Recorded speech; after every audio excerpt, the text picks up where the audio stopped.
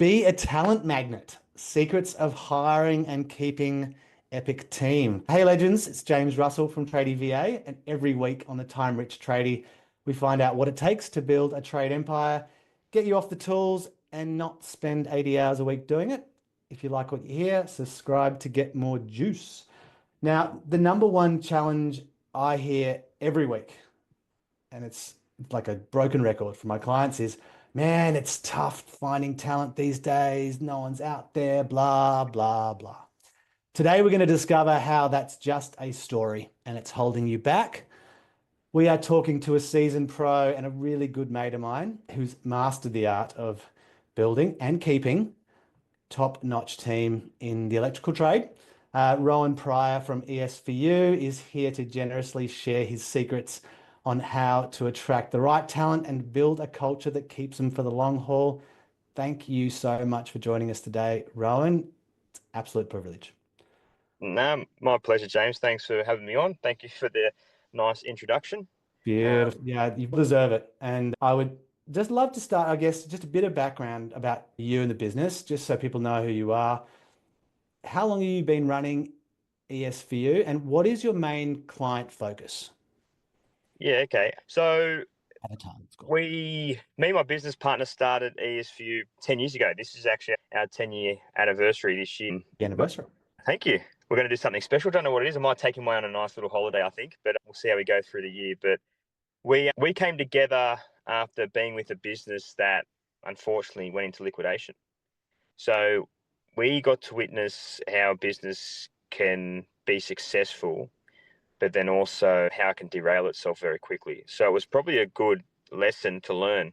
And I actually didn't want to go into business. I remember the owner of that company at the time asking if I would go into business myself, and I thought he was crazy to go into business and start my own thing. But there I was with an opportunity, and probably an opportunity that probably wouldn't pass me again, where I had contacts already in my back pocket that I could pull on straight away. So I went to Innis, and I think it was in a gaming facility in a nice location of Blacktown, and we rode something on a coaster, and away we went. Two guys, two utes, and I think we had 3,000 in the bank at the time, not knowing a single thing how to run a business or be in a business. But when good opportunities come at your feet, sometimes you just have to run with it. And since we're going to be focusing on your team today, right? Yep. Who's who in the zoo? So what does your team currently look like today? So you started that way. Yep. How many team and who are they right now?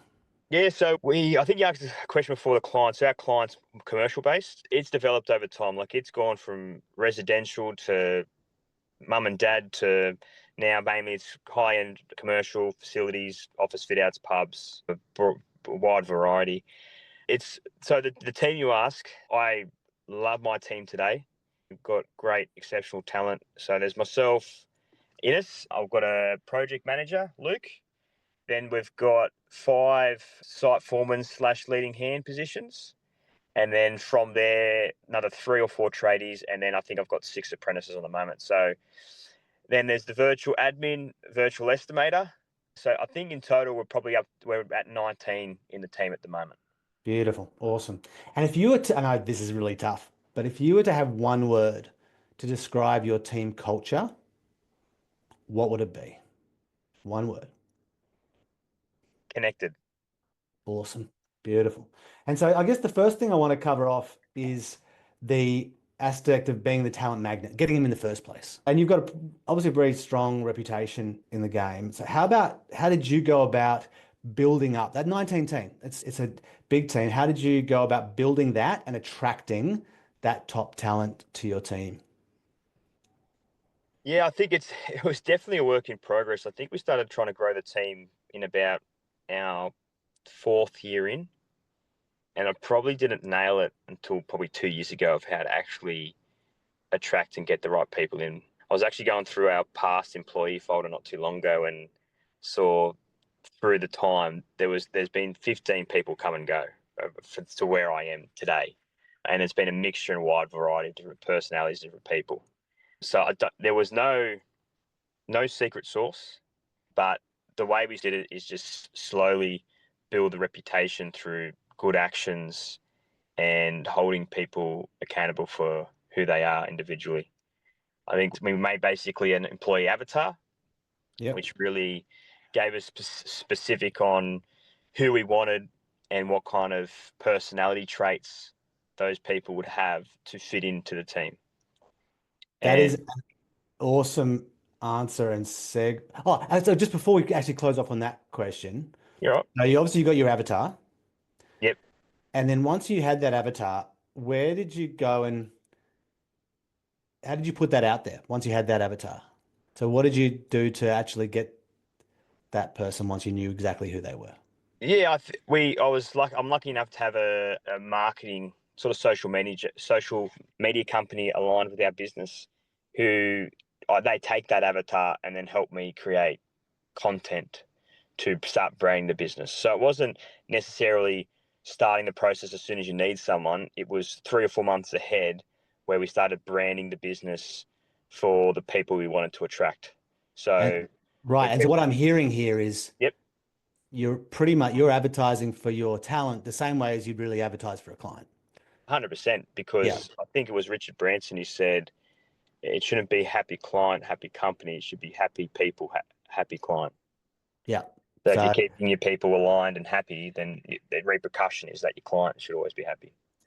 exactly. And so what you were mentioning about, obviously you've got this avatar, which, and I'm just going to double down on that because I think that's really important, is you obviously have a client avatar, but having an employee avatar, how, like, yeah, Richard Branson said, probably more important. What is, if you were the most important quality that you're looking for in potential team members beyond their technical skills? What's beyond technical? What's the qualities we're looking for? That was the Yeah, question. Yeah, yeah. people. I enjoy people that can. That's a good question, because I haven't looked at the avatar in the moment, because we haven't had to put anyone on in a good 12 months. Off the top of my head, Which, it's by the pretty. way, we'll get to retaining your team in Yeah, just a yeah, yeah, moment. yeah, So that's awesome. But yeah. yeah, have a think about it. It's a good question, because I just haven't looked at it in so long. I can't, because obviously every time I go to employ someone new, I'll update it to how the company shifted at the time. At the moment, it's around. I like people that can hold themselves accountable, people that like to have fun. I don't like very serious people. As much as you want to be serious in a role, I think it's good to enjoy what you're doing, and people that can handle and enjoy some banter. I think on a construction site, you've got to be able to really handle that aspect. Now, there's a limit and there's a line you can't cross, and that line's never made sure it's never crossed. But banner in especially a male-dominated industry. Now, not to say I would never hire a female. I've been very much open to the idea, but you got to enjoy that banner, because I think that's a constant thing on site, and it keeps people connected in our industry, I believe. Hey, and it's what you said was that number one thing. And I think that is a bit of a full circle back to what you said about that one word about your culture, right? Which is connected. And it sounds like it's the number, I was to summarize it, the most important quality you're looking for is a culture fit. You pretty Yeah, much that's just right. said that if your culture is about connection and connection is about band and fun, it's values, it's culture. It's if they fit that, that's what it is beyond the technical skills. And I think that really speaks to it. And I guess in your experience, what do, from their perspective, what is it that they are wanting from you that when they're looking at one of these ads, that social media, or when they're looking at this, what do they want to see? Taking money out of the equation, right? Because everybody wants to be paid, right? Fair Yep. enough. Yep. But what do they want from an employer that might surprise other business owners that is really important? A lot of the feedback I get back when I bring guys on and why and how they found us is how united our team looked. So how a group of guys looked like they were connected and enjoyed working with each other and for each other.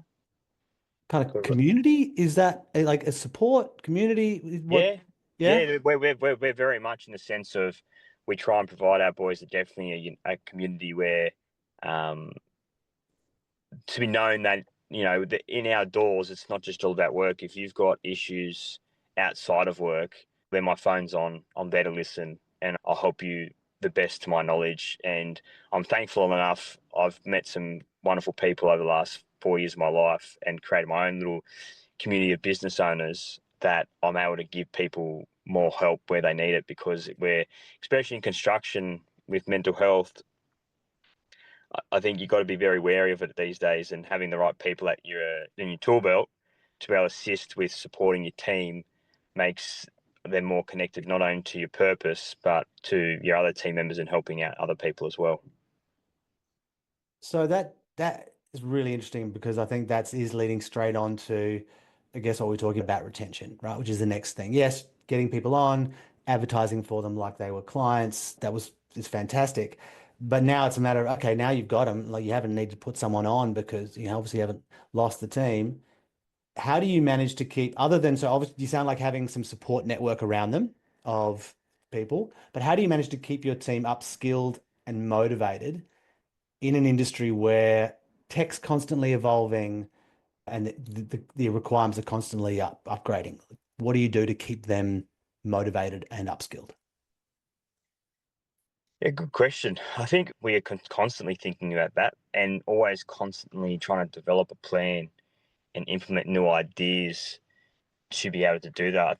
In our industry, it's some people lose that train of thought because we're so fixed on getting the job done because the industry's been so busy over the last 3 and 4 years. And I feel like construction's changed in a way where it's always trying to get the quickest to the end of the line. So it's like gaps get missed or things get missed because the job becomes more important. And I've been very aware of that at the moment. We actually just completed, I actually took my leaders in just literally 2 weeks ago. We did a program with a dear mate of mine that runs a business called the Awaken Leadership Business, where he helps skill people in effective communication. And I was actually surprised how open my boys were to work on leadership skills and how to communicate as leaders better, which then put me through looking at long-term programs with him to try to upskill. I think on site, it's just, for me, it's really honing in on experience, getting guys to do different things and learn different things. And then out of sight, where do you find that time? I think you've just got to find the time in putting together programs or getting you guys in certain programs that upskill them to become better leaders within your organization. I know that's the Michael Scotney, right? He Yeah, is, mate. yeah, Very good awesome. man. And I think this is an interesting point, right? People are always going, "Oh man, I keep training guys up, and then I train them up, and they leave and do their own thing." And it's interesting because I hear the other side of it from those who, like you, are far more confident with their own business, and they go, "Yeah, you train people up so they could leave you, but you treat them so they won't." And that, you're literally training up leaders. That makes them able to go and start their own business. But your attitude is different than those who lose people, which are like they're trying to hold it back, which is interesting. Yeah, I remember went through a period 3 or 4 years ago where we just lost a ton of guys, and it got to the point where I was just getting over it. And it got to the point where I realized you got to just accept that some guys are just going to leave. There's nothing you can do. Obviously, you try and do the best in creating good culture and environment and a company where guys don't want to leave. But at some point, someone's going to move on, and that's inevitable, right? But if you can have a system in place where you're continually trying to get the next guy enrolled in a new position, that if someone leaves, you can cover a spot and get a new guy in. But just, you got to accept that people are going to move on, and you got to accept that you're going to have to find the next guy.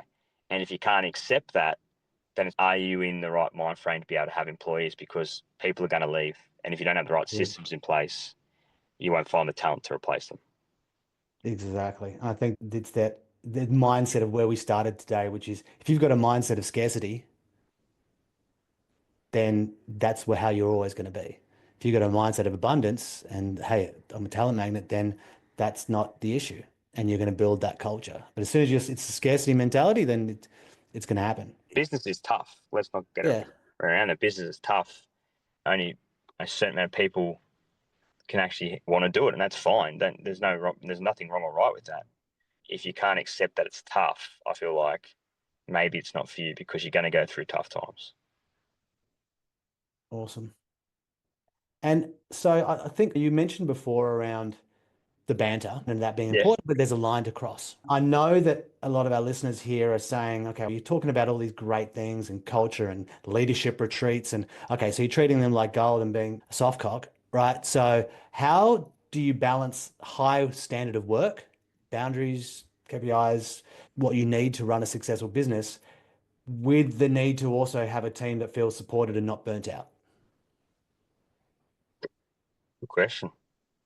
One thing we do is we do biannually check-ins. So we do every manager will get someone they have to do a 20-minute coaching call with every 2 months. And yes, that is there to we talk about where are your opportunities, where are your challenges at the moment. But really I have those conversations to make the guys feel like they're still connected in the business in some fashion, and to know they can have a voice and opinion on where they are in the business, what they're doing, what they're working on, and where they'd like to see themselves move forward to, which means we're connected and aligned with what they want to try and achieve, and we can try and push them towards that.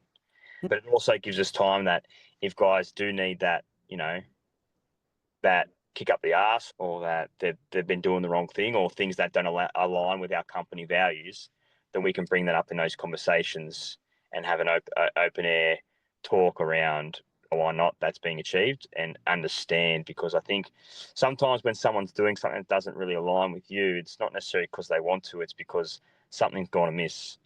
And I think we have to be more curious on why people are doing things with their actions, and be less judgmental to understand why people are doing what they're doing. And look, some things are just you can't do, and you can't cross lines, but usually there's a reason people are doing things that they shouldn't be. Okay. So that's interesting. So from what I'm hearing, it is you get that high standard of work by understanding why there's core reason why there isn't one in the first place. Why Yeah. get into the yeah. And have you found that you've needed to put in, a lot of my clients are talking about nine 9 day fortnights, 4 day weeks, bonus structures, things like that. Have you found that any of those things have been things that you've put into place in order to either attract or keep or maintain both talent and performance? I think they're always short-term fixes. Yeah. And this is just my opinion, that when you give an incentive to someone, it's great for the first 6 months. They love it. But then they're always looking for what's next. And then you Right. as a business have to create, well, what does the next incentive looks like? Because they always inspect something. Now, I do want to play around with the idea of 9 day fortnights. I think that would be good, ideal for guys to have a day off to do things that they need to fix up, because there's always days they might call in sick because they need to, I don't know, they need to go get their car registered, or mechanic needs to be set up, or things like that. So that is definitely something I'm thinking about implementing in my business.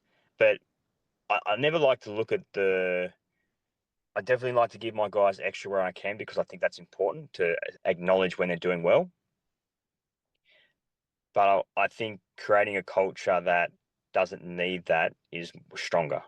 So it's about of yes, it could be there and it could be a tool, but it doesn't replace culture as Yeah, far as long-term gain, really, is what you're saying. and 100%. And we do, and we try our best. Guys definitely need to be rewarded for good actions. That's no brainer for me. But I'll do other things like send them away with their families on a holiday, give them time away that they get paid still, and give them flights and accommodation to go away with their families. Give them bonuses here and there when they do a good job. Or sometimes I don't like to have things set in stone, where if I can reward them when they do things, it makes it more flexible, and I get more of a opportunity to do special, unique things. No, can you share a story where there's been a high pressure situation, something where things might have fallen down, but where building the right team has really paid off, where you can actually, something's happened and having that right team you've gone, fuck, I'm so glad that that team is as I built it. Any specific examples? One thing I will say is you just made a comment of how I built it. Ah, I love it. Yep. I won't take full credit for building it. I think we did it as a team, and I think the team created the environment within itself. Obviously, we prime it and we point it in the direction we want it to head, and we do the right things to watch it and keep over it. But I think the beautiful thing about my team is my team have also created a good environment for other people to come in as well. And for instance, it only just happened recently. We had a job over the Christmas break, and the boys they were excavating, and they needed something done, and it was high pressure, and it needed to get worked on. Some of the boys weren't when it was raining, they'd gone off site and it was stopped raining, and they were like, we have to get this done, but it's not ideal conditions. And my site foreman, the boys could see he was just a little bit defeated, like a little bit down on the day. And he said the most powerful thing was when the third and fourth year apprentices walked in and just looked at him and said, Kyle, mate, we're here now. Let's do it all together and we'll get it done and we can get out of here. And he said, if that's the attitude of the younger fellas getting me up, how can I just sit there and not take responsibility for my actions? And he got up and he said, and it put a smile on his face that sometimes we always rely on the leaders to pick us up and drive us, but it's good when you can create younger generation that are coming through that can pick up the leaders when they need to be picked up as well, and notice that rather than just taking a backward step and happy just to sit there and do nothing, because that's what people would do. They were more than happy to pick him up and carry him over the line. They were just hearing that, and I'm sure our listeners will agree. Just, I don't know, for some reason, it just makes me breathe easy. It's that taking a bit of a burden off you for once. It's now having that team that can take that burden of accountability and responsibility. Yeah, it's a massive thing. And I don't think any people should take that for granted. And I think that's, as far as a story, that absolutely exemplifies what, like you said, not just you, but your team's built. And now, before we summarize with the nuggets from today, I always, the world's constantly changing, and one of Yeah, our values is to improve and constantly innovate. Looking ahead, what do you think will be the next big thing in attracting and keeping talent in tradie businesses? Something you're excited about in the future? mate, it's the first time anyone's ever asked me that question. So to have an answer for you directly is quite difficult. There's just so much going on in the world between AI, social media, cost of living. You've actually got me stumped as the first question today. I feel like I'm batting up one end. You've just bowled the perfect Yorker and just cleaned me right up. No, I do love doing that, and so I'm gonna save you a little bit here because I just only because I had this conversation with our Yeah. other team last week, which is our builders construction team, and it was my son who had my 12-year-old son who had the answer, Okay.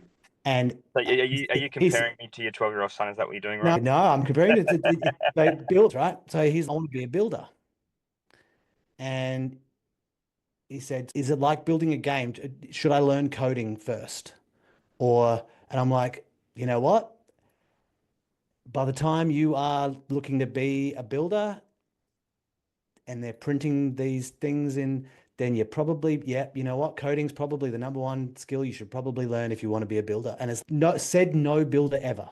And it was just an interesting thing to go, everything else is moving virtual, but you can put together a switchboard virtually. Not now, but what, and whether is it in because programming, automation, and I know, like I said, you're in electrical, right? So what is it? What's different? What are Well, you looking for? the first thing that popped in my head when you did ask the question is AI. Yeah. I think the way AI is going, it can never replace a tradesman, right? And you're probably right. It can never replace the hands-on skill of a tradesman, but how you implement that to make your life easier, quicker, and better for not just you and your team. There's definitely things I've been looking at and trying to organize in the background of my business to really implement AI as something that we have in everyday business, because I think that's where it's going to really explode with where they're going with it.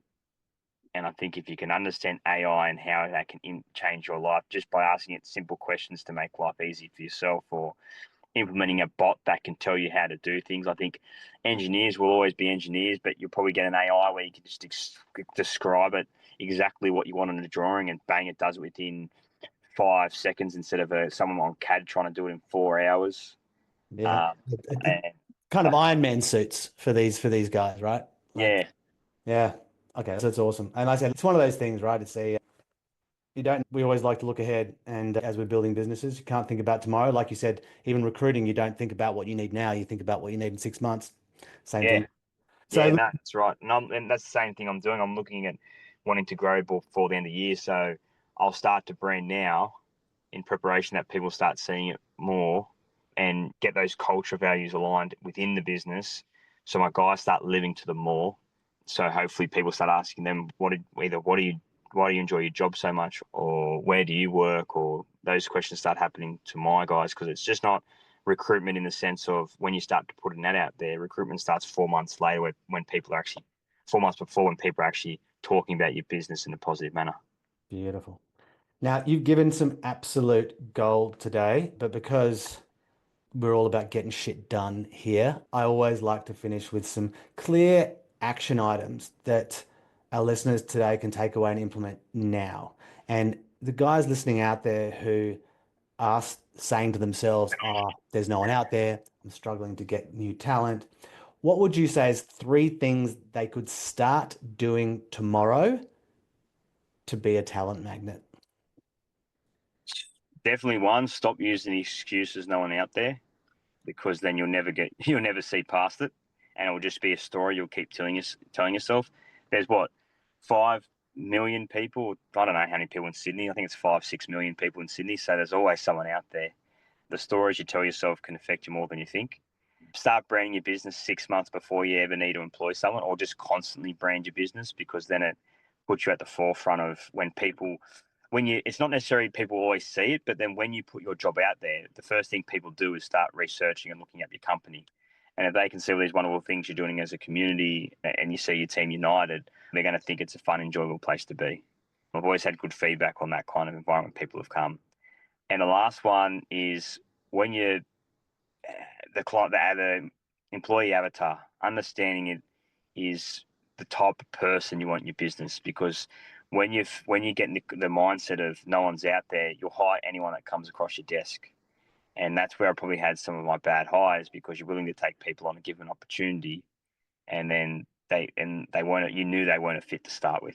You'll know. I always know when people aren't going to be a fit. And there's always a saying, hire slow, fire fast. Whether or not I agree with that saying, I don't know. Yet to be determined yet, because to tell the truth, I've even hired people that I didn't think were a fit, and through connecting and the coaching calls and bringing them into an environment like we have, they easily adapt and become a part of the team because they enjoy where they are. Yeah, I think that's what people think about when they hire slows. You know what? If you're clear enough about your avatar, you could hire someone within 5 minutes if they're the right person. It's not a matter of time, it's a matter of right. It's hire right, Yeah, fire fast. 100%.